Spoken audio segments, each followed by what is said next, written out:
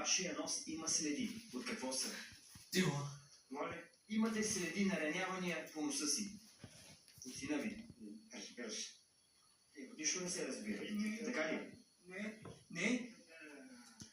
Аз го блъснах без да искам. Го блъснах. Така се блъска човек без да иска. Демонстрирайте ми. Що стигна до блъскането без да иска? Това той ме удари тук.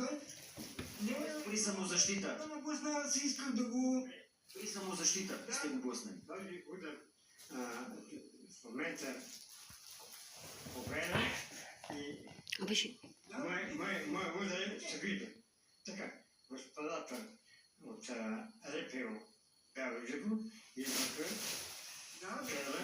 и го казаха. Той не доказа това, което каза.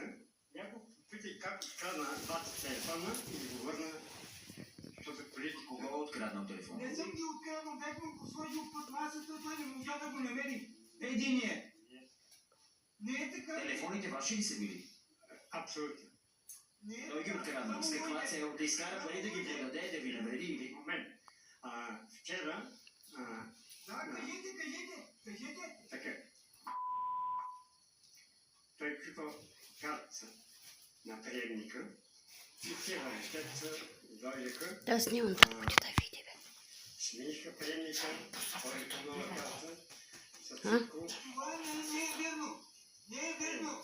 Аз съм си го чупи и викам. Така, аз не мога да... Къде намерихте вие двата телефона? Тото ти колко Той ги изкарва. Не съм ги изкарал. Не съм... Аз му го бях сложил под масата отдолу.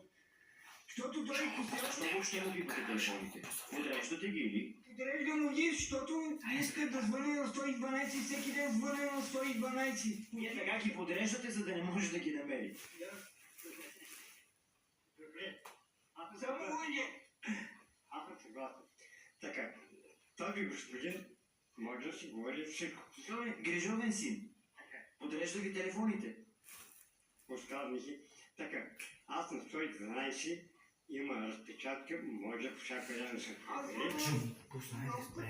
Питайте го колко актове има от полицайите заради мене. Попитайте го и не ги плаща.